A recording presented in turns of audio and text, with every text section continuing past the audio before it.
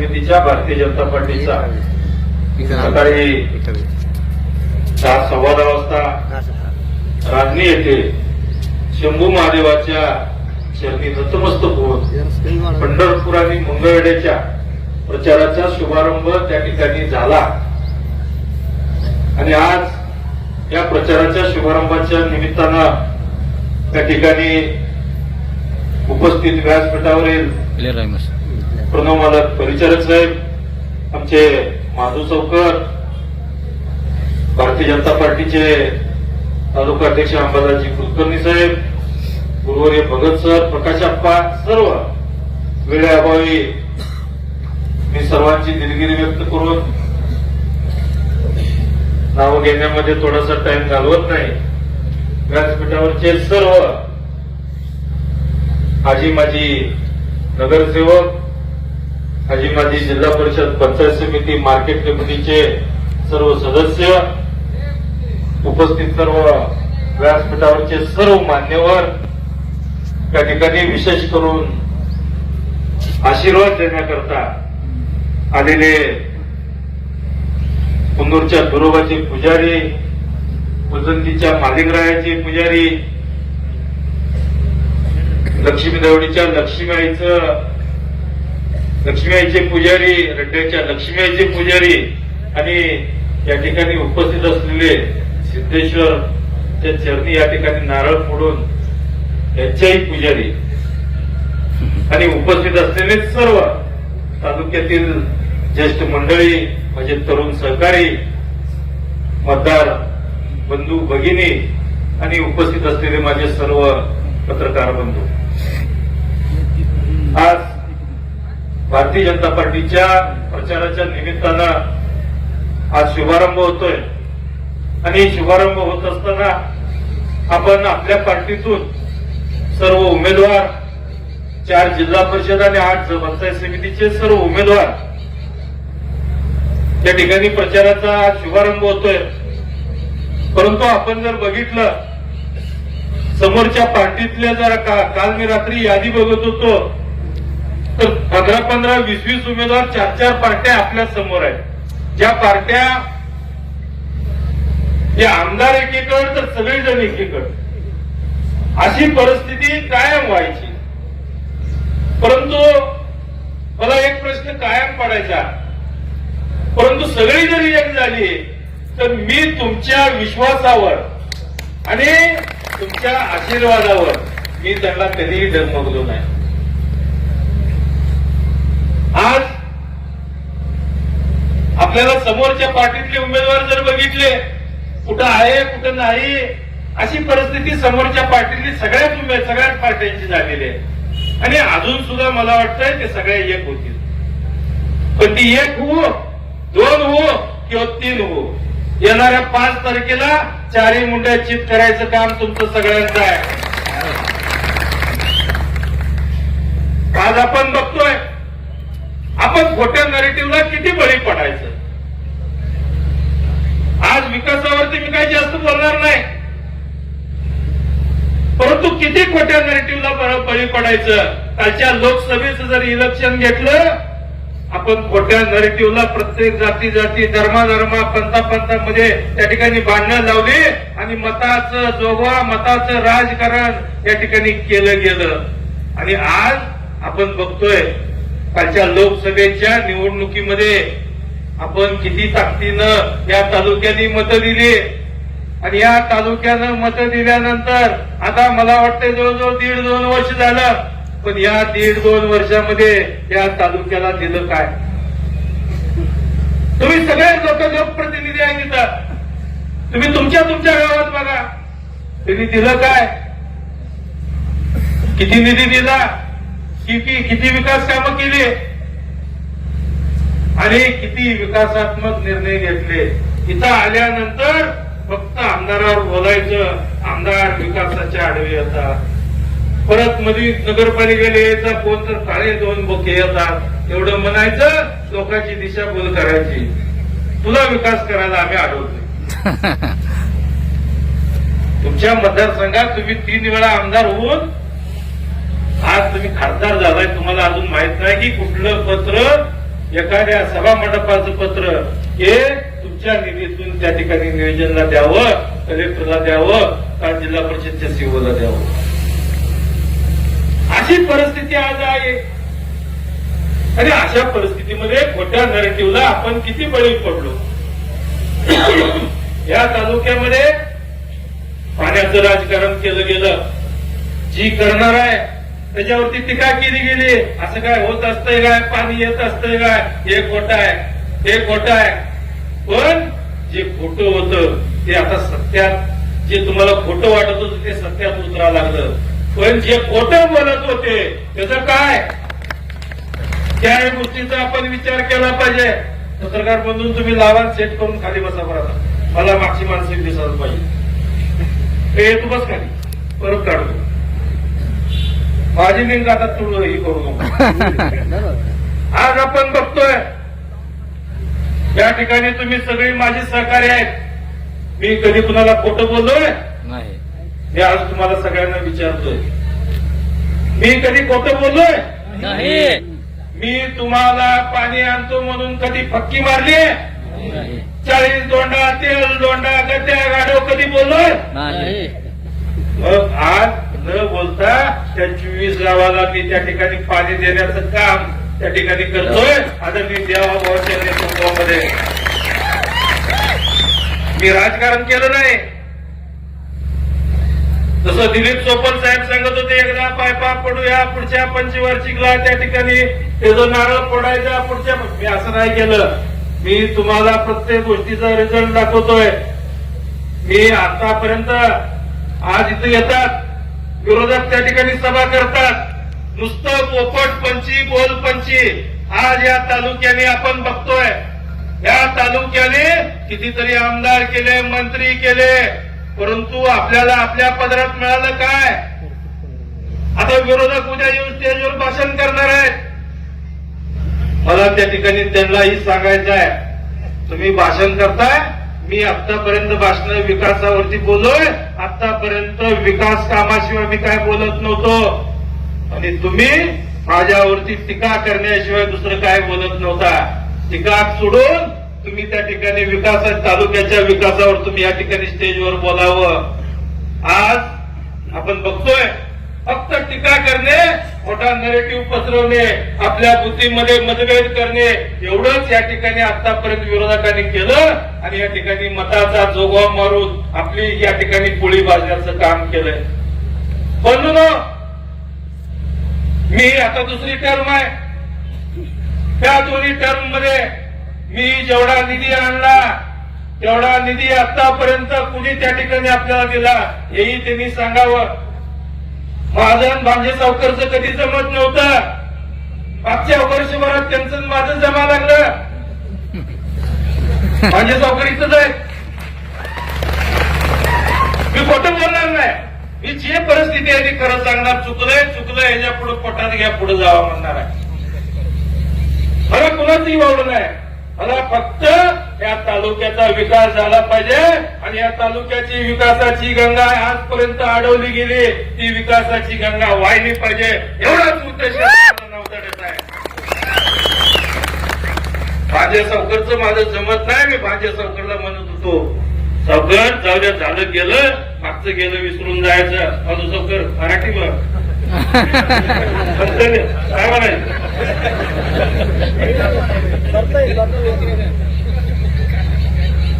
जमत नव्हतं आमचं. पण त्या ठिकाणी आमचं ज्या वेळेला जमलं त्यावेळेला त्यांचा विश्वास माझ्यावर नव्हता. अवताडे काय खरं नाही. पण या अवताडे वेगळा आहे.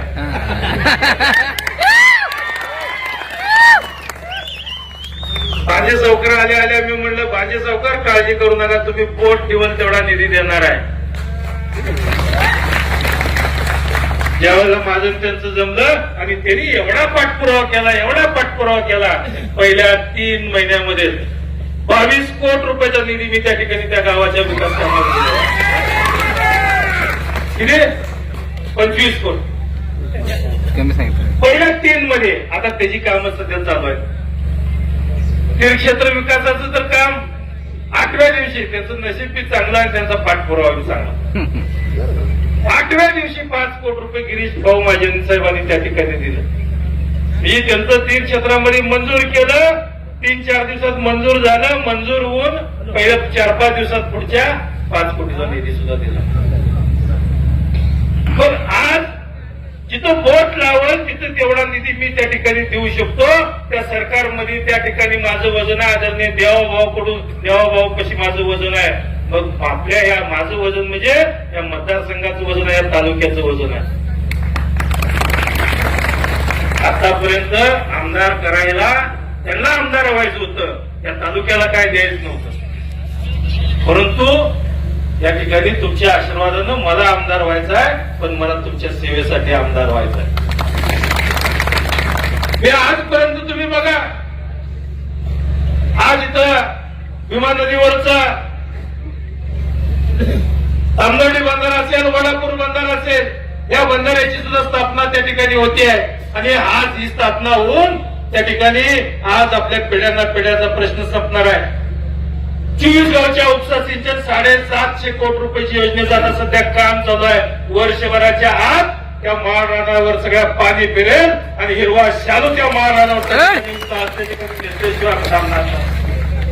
म्हैसाळच्या माध्यमातून त्या ठिकाणी दक्षिणच्या भागातील जवळजवळ 18-19 गावांना त्या ठिकाणी पाणी येतंय. आणि पाणी येत असताना आज त्या ठिकाणी अपूर्ण योजना होत्या, पण ते शेवटपर्यंत पाणी पोहोचण्यात आता आपली पाणी सुद्धा वाढ करून घेण्याची भूमिका आहे. जवळजवळ त्या ठिकाणचं पाणी 50%च पाणी नाही, 1 TMCच पाणी आपल्याला त्या ठिकाणी येतंय. परंतु भविष्यामध्ये त्या ठिकाणी सुद्धा आता आदरणीय देवाभाऊ आणि विखे पाटील साहेबांना सांगून त्याच्यावर बैठका घेतलेल्या आहेत. बऱ्याचशा गावांना पाणी मिळत नाही, ती डिझाईनच चुकलेली आहे. त्यावेळेला डिझाईन करताना चुकली आहे. त्यावेळेच्या लोकप्रतिनिधी खरं म्हणजे केलं पाहिजे, बघितलं पाहिजे होतं, परंतु न बघितल्यामुळं आजची परिस्थिती आहे की म्हैसाळच्या शेवटच्या गावापर्यंत पाणी येत नाही. परंतु आता म्हैसाळ योजनेमध्ये आपण पाणीही वाढवून घेऊ आणि शेवटच्या गावापर्यंत जेवढं पाहिजे तेवढं पाणी देण्याची भूमिका आपण या पुढच्या कालावधीमध्ये ठेवूया. मान नदीच्या बाजूला बंधाऱ्याची गळती आहे, भीमा नदीमध्ये बंधाऱ्याची गळती आहे. ही पाणी अडवण्याचं सुद्धा काम आदरणीय देवाभावांच्या खाली आता खाली पत्र आलेले आहेत. सगळे मान आणि भीमा नदीवरचे बंधारे सगळी गळती थांबवून त्या ठिकाणी लागणारं पाणी, कारण सोलापूरची पाईपलाईन जर झाली तर आपल्याला यायचं पाणी असेल, शेतीच्या पाण्याचं असेल, ही परिस्थिती अवघड होणार आहे. त्यामुळं या ठिकाणी नगरपालिकेच्या पाण्याची उपसा उचितान बंधाऱ्यातून जर होत असेल, 40गावच्या योजनेची पाणी त्या ठिकाणी जात आहे, आंधळगाव प्रादेशिक योजनेचे सुद्धा पाणी तिथून जात आहे. या बंधाऱ्याची क्षमता वाढवून त्या ठिकाणी पाणी थांबण्याचं सुद्धा काम आपण करतोय.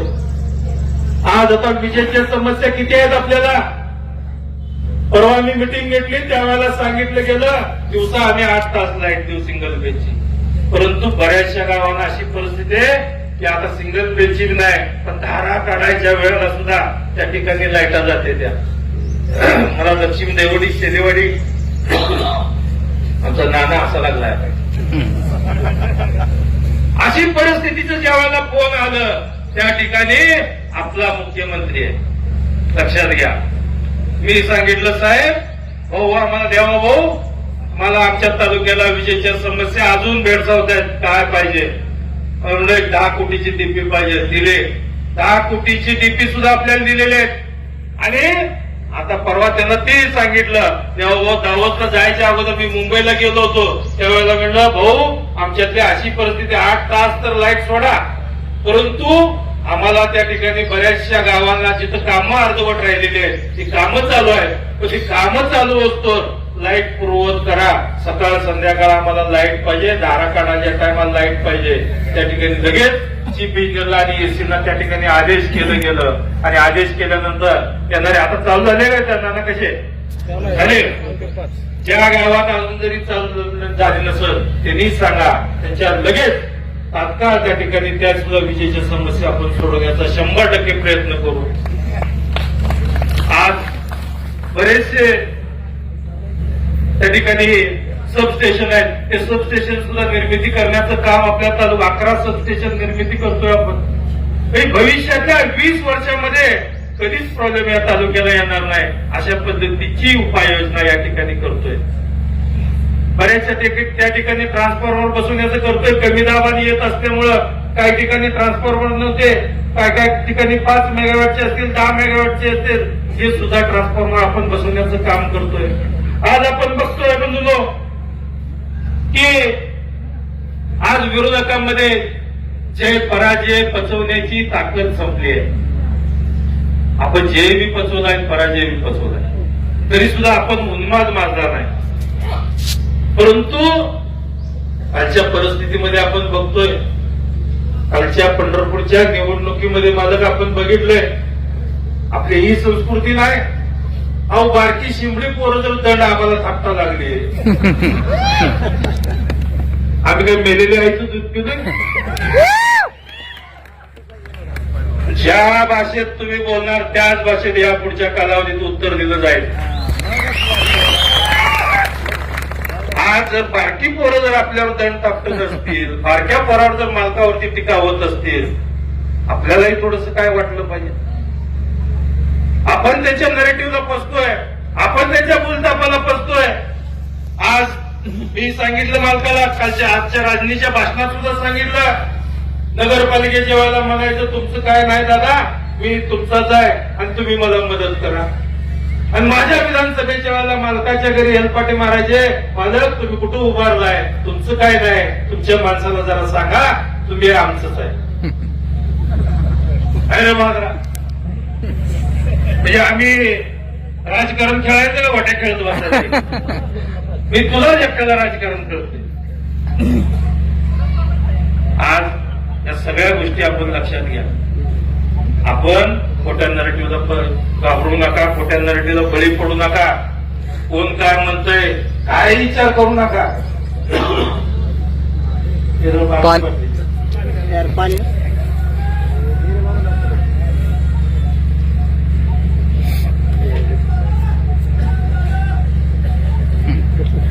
खोट्या नरेटिव्हला बळी पडू नका. काय कोण सांगतंय आपल्या तुकडी पाडणं आणि त्यांच्या राजकारणाची पुढे बाजणं एवढंच काम आतापर्यंत केलं गेलंय. आणि इथं यायचं विकासावर न बोलता फक्त टीका टिप्पणीवर करायचं आणि त्या ठिकाणी मताचा जोगवा मागायचा. मला आज एक सांगा, मी 2 टर्म आमदार आहे, माझ्या मागेही आमदार होते, त्याच्या अगोदर मंत्री होते. तुम्ही तुमच्या गावात तुम्ही विचार करा, अगोदर इथे किती खासदार होते, किती खासदार झाले, तुमच्या गावातल्या विकास कामांना निधी किती आला. आता काही माणसं अशी यायची, आमचा चेंदू कदम आहे मुडवीत, तुम्हाला तर सगळ्याला सॅल्यूटच आहे भाद्रानो. एका वर्षात 50 लाख तुमचा आलाय पहिल्यांदा, मुडवीला पहिल्यांदा 50 लाख आलाय चेंदूच मला. आतापर्यंत काय नाही. मग तुझं देऊ देत होती का नव्हती, पण मताचा अधिकार सुद्धा चंदू आज तुमच्या सगळ्यांच्या सहकार्यामुळे त्या ठिकाणी आला. म्हणजे माझ्या काळात बऱ्याच ठिकाणी क्रांती झाली आहे, क्रांती होणार आहे. आपल्यातल्या आपण विकास कामावरती जोर देतोय आणि या पुढच्या कालावधीत विकास कामावरच द्यायचा. परंतु तालुक्यात सुद्धा काही मानक आहेत बरं का, ती परत काय करणार तुम्हाला सांगतो. तुम्ही त्यांच्याकडे जाणार. आता आमदार साहेबांचं भाषण जोरात झालंय, नका असं करून चालत नाही, नका आता पाणी यायला लागलंय, पाणी येतंय, ती म्हणते बर येतोय, मग अरे असं करून चालतोय. घराकडे यायचा रस्ता सुद्धा लागा आतापर्यंत केला नाही, तू किती वर्षी करतोय, बर केला, मग आता तुझ्या घरात नळाचं पाणी आलं, आमदार साहेबांनी द्यायला लावलं, आम्ही आमदारांच्या मागे लागलो, बर दिलं, मग आता तुला विहीर नव्हती, विहीर सुद्धा द्यायला लावली, या सरकारने विहीर दिली, मग आता रेशन देतोय, तू गॅस घेतोय, मग असल्या अवधानीकडे जाऊ नका. ते नाक नाही म्हणलं तर काय म्हणलं, ते लई विचार करत बसायचं नाही त्याला. तुम्ही फक्त तुमच्या विकास कामावर आणि या ठिकाणी आज तुमची एकजुटी राहिली पाहिजे. आपली पार्टी भारतीय जनता पार्टी या ठिकाणी देशाचे पंतप्रधान आदरणीय नरेंद्र मोदीजी असतील, त्या राज्याचे मुख्यमंत्री आदरणीय देवाभाऊ असतील, त्यांच्या नेतृत्वाखाली त्या जिल्ह्याचे पालकमंत्री जयाभाऊ गोरे साहेब असतील, आज यांच्या नेतृत्वाखाली आज आपण बघतोय दिल्लीपासून ते आपल्या गल्लीपर्यंत सगळी सत्ता असतील, सगळे विकास कामं असतील, या सगळ्या गोष्टीचा विकास कामं या ठिकाणी आपण करतो. आज एवढ्या गोष्टीचं आपण काम करत असताना असल्या गोष्टीला आपण थोडीशी बगल दिली पाहिजे. आपण खोट्या नरेटिव्हला बळी पडलो, जसं लोकसभेला आपण बळी पडलो तशा पद्धतीनं येणाऱ्या निवडणुकीमध्ये बळी पडून चालणार नाही. आपल्याला जशा तसं उत्तर या पुढच्या कालावधीत दिलं पाहिजे. अन्यथा या तालुक्यावर त्या ठिकाणी पहिलं तेल दोंडा 40 दोंडा, मला एक सांगा, पहिली योजना तेल दोंडा 40 दोंडा झाली, पक्की मारली, त्या ठिकाणी टोकन दाखवलं, राज्यपालाचे फोटो दाखवले, पण समाधान अवताड्यांनी त्या ठिकाणी काय दाखवलं तुम्हाला? कामच दाखवलं. पण आपण या सगळ्या गोष्टी आपण लोकांसाठी करायच्या.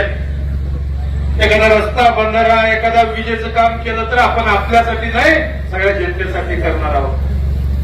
परंतु या येणाऱ्या सभेमध्ये तुम्ही त्यांची भाषणं जरी बघितली तर ती भाषणं आपल्यावर टीका करण्याशिवाय दुसरी यांच्याकडे भाषणं नाहीत. ही असा, ही काळा, ही गोरा, याला अशा आलेत मिशा, त्याला तशा आलेत. अरे तू विकासाबाबतीत बोल. विकासाबाबतीत न बोलता आज आपण बघतोय अतिवृष्टीच्या काळात सुद्धा बरीचशी मंडळं बसत नव्हती, बरोबर आहे का नाही? फारापूर आर्थिक मंडळावर म्हणताय, अजून मंडळ राहिली आपलं, अजून मंडळ बसत नव्हतं. पैसे आले तर लगेच अहो अतिवृष्टीला इतिहास झाला, इतिहास. किती 84 कोटी रुपये आपण या ठिकाणी शेतकऱ्यांच्या खात्यात त्या ठिकाणी मिळालेले आहेत. ही आपल्या देवाभाऊची करामत आहे. बरीचशी मंडळ बसत नव्हती, परंतु त्या ठिकाणी आपण सांगून मी त्यांना कसं काय कोणाला लावायचं ते आपण लावणार, त्या खालच्या मोजमाप करणार. परंतु त्या ठिकाणी आदरणीय देवाभाऊंच्या ठिकाणी आपण सांगितलं देवाभाऊंनी चौकशी केली, त्याची सत्यता आहे म्हटल्यानंतर 84 कोटी रुपये या ठिकाणी या तालुक्याला दिलेले आहेत. लाडक्या बहीण योजना आहे, लाडक्या बहीण योजनेला सुद्धा त्या ठिकाणी आज आपण बघतोय, म्हणजे सख्खा भाऊ जरी असला तरी सख्खा भाऊ फक्त रक्षाबंधनाला पैसे देतोय ताई, बरोबर. परंतु देवाभाऊ हा आपला लाडका भाऊ आहे. प्रत्येक महिन्याला 1,500 रुपये प्रत्येक भगिनीच्या हातात त्या या ठिकाणी अकाउंट मध्ये देण्याचं काम होत आहे. आज या तालुक्याला जवळजवळ 10,84,00,000 रुपये या तालुक्याच्या भगिनींच्या खात्यामध्ये येतात. जवळजवळ किती 53-74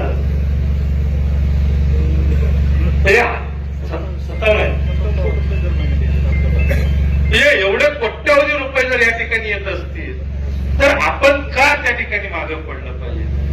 रेशन केंद्राकडून फुकट आहे, गॅस सबसिडी आहे, पीएम किसान शेतकऱ्याला योजना आहे, बहीण लाडक्या बहिणीला तर काय सगळं फुकट आहे, शिक्षण फुकट आहे, एसटी मध्ये सवलत आहे, त्या ठिकाणी 1,500 महिन्याला आहेतच, तर लाडक्या बहिणीची आहे, लाडका भाऊही आहे, पीएम किसान योजना असेल. मग एवढ्या सगळ्या योजना जर आपल्यासाठी होत असतील, काल मी एकाची आरोग्याची तर आता म्हणजे माझं पत्र दिलेल्या कुणाला 1,00,000, 2,00,000, 50,000, 80,000 एवढी मुख्यमंत्री सहायता निधीतून या ठिकाणी एवढे पैसे आपल्या त्या ठिकाणी आरोग्याच्या माध्यमातून त्या पेशंटला दिलासा देण्याचं काम होतंय.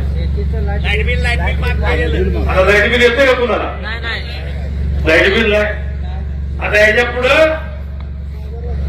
सोलर, त्या सोलरचा सुद्धा आता कॅम्प घेऊ. बऱ्याच शेतकऱ्यांना वाटतं याची काही प्रोसिजर अवघड आहे, पण एवढं इलेक्शन झालं त्याचा एक मोठा कॅम्प घेऊ, प्रत्येक भागाभागामध्ये घेऊ, त्याचं महत्व आणि त्याच्या त्या ठिकाणी असणारे अधिकारी एकाच ठिकाणी घेऊ आणि जास्तीत जास्त लोकांना सोलर एकदा गेला मग लाईटची कुठेही कमतरता पडणार नाही. कारण आपल्याला माहित आहे लाईटची कशी कमतरता आहे. आपल्याला बोलता बी येत नाही आणि करता बी येत नाही. बरोबर आहे का चलो? मोटरचं कनेक्शन कितीचं? एका टिपीवर आकडे किती? आकडा पकडला हे लाव आमदारला मुलगी येते. अहो आमदार कुठे आहेत तुम्ही? आमच्याकडे बघत नाही काय नाही. पण काय झालं बाबा? मी सांगायच्या अगोदर आमदारचा कार्यक्रम. आमची वायर घेऊन गेले तर आमच्यावर केस करणार. तर ही परिस्थिती सोलर जेव्हा होईल तर या परिस्थिती सुद्धा त्या ठिकाणी कमी होते. म्हणून आपल्याला या सगळ्या योजना राबवायच्या आहे, लोकांच्या पर्यंत कामं करायची आहे. आज यांच्या टीका टिप्पणीकडे काही बघत बसू नका. त्या ठिकाणी मी 4 जिल्हा परिषद गट आणि 8 पंचायत समिती हे सक्षम उमेदवार आहेत, तुमची सेवा करणारे उमेदवार आहेत.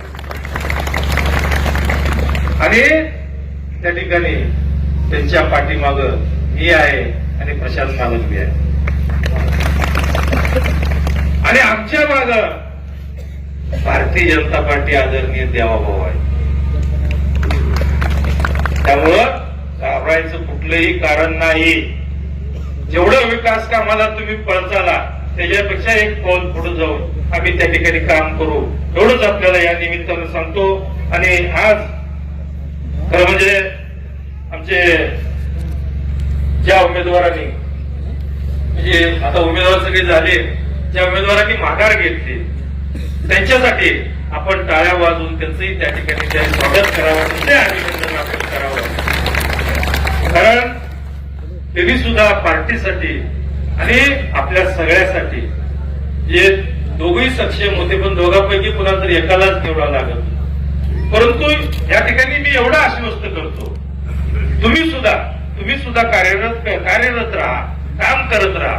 तुम्हाला सुद्धा ही पार्टी अशी आहे की पार्टी काम करणाऱ्याला कुठेही त्या ठिकाणी थांबवत नाही.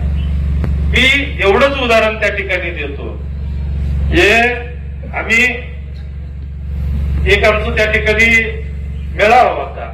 मेळाव्यामध्ये त्या राज्याचे देशाचे गृहमंत्री अमित भाई यांचं भाषण त्या ठिकाणी होतं आणि त्यांच्या भाषणामध्ये त्यांनी सांगितलं की नव्या आणि जुन्याचा सुद्धा मेळ. बऱ्याचशा लोकांना वाटतं ही माझ्या लोकांनी यायला लागलं असं वाटतंय, पण नव्या जुन्याचा मेळ सुद्धा हा झाला पाहिजे. जुन्यानी नव्याला आपण ऍक्सेप्ट करून घेतलं पाहिजे, आपली पार्टी वाढली पाहिजे. आणि ही पार्टी वाढत असताना आता जे उमेदवार आहेत ते उमेदवार सुद्धा तेही सक्षम होते. ते सक्षम नव्हते असं नाही, तेही 100% सक्षम होते. परंतु आपल्याला एकच द्यावं लागत होतं. पण एक देत असताना दुसऱ्यावर अन्याय होणार नाही त्याचा सुद्धा विचार आपण भविष्यामध्ये 100% करू एवढंच या ठिकाणी त्यांनाही आश्वस्त करतो. आणि आज आमचे ईश्वर गर्दे साहेब असतील, गुलाब थोरबले साहेब असतील, मंगेश मोरे असतील, नितीन पाटील असतील, मासिद्दी चौगुले असतील, अनिल पाटील, दादाजी बिचुकले, आमचे पांडुभाऊ भाकरे, संतोष लेंडवे आणि सर्व अजून कोणाचं नाव राहिलं असेल तर मी माफी मागतो आपण. कारण त्या सगळ्यांनी ही सगळे पहिली तो आता ही सर्वजण हे आपल्या विकास कामाबरोबर आणि आपल्या बरोबर त्या ठिकाणी कार्यरत आहात. यांचं सुद्धा मी अभिनंदन करतो, त्यांचं मनापासून स्वागत करतो. आणि या भविष्यामध्ये त्यांना सुद्धा आपण अजून येणाऱ्याला अजून बरीचशी येणार आहेत, अजून अंडरग्राऊंड लई आहे करत. तुम्ही फक्त घ्यायची तयारी ठेवा. येणाऱ्याची संख्या खूप आहे. का मला आता मालकाचं माझं तीच चालू, तू ही बी आलाय ती बी आलाय, काळाप्रमाणे चालू. काळ जसा आहे त्याप्रमाणे चालू. वर कसं चालू आहे तसं या ठिकाणी आपण बी जेवढी येणार आहे. हा तुम्हाला कुठं तुम्ही म्हणजे आपला पाय आहे, पाया कसला तर वर शिखर किती होणार आहे. पण तुमचा पाया भक्कम असून येणारे माणसं जर शिखर लावत असतील त्या ठिकाणी त्यांचं सुद्धा आपण स्वागत केलं पाहिजे आणि त्यांचं सुद्धा त्या ठिकाणी आपण अभिनंदन केलं पाहिजे. आपण आतापर्यंत या तालुक्यामध्ये आपल्याला मिळालं का? मी मग सांगता राहिलं काही आपल्याला मिळालं एकच की हे आता डोक्यावरचं वन असते रे, अंगावरची वन असते रे, कापड फाडलेली असते ती, तेव्हा आपली पुढारी जी जुनी आहे ती नंदेश्वर विंदेश्वर भागात सगळी नावं एवढी होती ती तालुक्यात खूप मोठी पुढारी, तालुक्याची पुढारी. आम्ही तेव्हा लहान होतो, राजकारणात बी लय नव्हतो. परंतु आता अवस्था कशी आहे त्या जुन्या पुढाऱ्यांची अवस्था कशी, ही कुणामुळे केली आप्पा? ते आपलीच देवाला बोल ही बोलपंची पची म्हणत होते. काय करणार आप्पा, आप्पा एवढं काम करतोय, पैशाला काय ठेवायला आहे का? काय ते पोराचं पोलीस लगीन करायचं, काय लगीन करतोय? हो राही इलेक्शनला ग्रामपंचायत करत जा आप्पा. रजक बैल आगापणा करतोय आता संध्याकाळी रजक बैल हळूच फोन आप्पा येणार आहे बरं का, रजक बैल तयारीत बसा. हीच आपल्याला आतापर्यंत सांगितलं आणि याच्यावरतीच राजकारण केलं गेलं. आपण आता ओळखलं पाहिजे. त्यांच्या बोलण्यावर आपण बाबडं झालं नाही पाहिजे. आपण त्यांना आल्यानंतर जाब विचारला पाहिजे. आपण 100% जाब विचारला पाहिजे. तू का पक्की मारली? तू पक्की मारून तू राज्यपालाचं टोकन कुठं आणलं होतं? तू तेल दोंडा 40 दोंडा का म्हणला? तू का बंधारा बांधला नाही? तू का रस्ता केला नाही? तू का डीपी बसवला नाही? तू का केलं नाही? हा जाब येणाऱ्या उमेदवाराला आपण 100% विचारला पाहिजे. आपण विचारायला नाही मागं या निमित्तानं नाही ती मैदानात यायच्या अगोदर आता पळणार आहे ती, त्यामुळे आता गच करून ठेवूया. पाठीमागच्या भाषणात सांगायचे की आमदार खोटं बोलते. 3,000 कोटीचा हिशोब नाही, 3,000 कोटी कुठे येत असते काय, कुठं काम असतंय का? अरे स्वातंत्र्य मिळाल्यापासून या तालुक्याला निधीच नाही. 3,000 नोट 30,000 कोटी जरी आणले तरी कमी पडणार आहे, ही मी बी मान्य करतो. परंतु माझ्या काळामध्ये 3,000 नाही 5,000 कोटीचा हिशोब मी त्या ठिकाणी द्यायला तयार आहे. आज या तालुक्यामध्ये 100 कोटीचं हॉस्पिटल मंगळवेढ्यामध्ये होत आहे आणि निंबोलीमध्ये सुद्धा. कुठं आमचा ब्युरो आहे का? ब्युरो आलाय का सरपंच?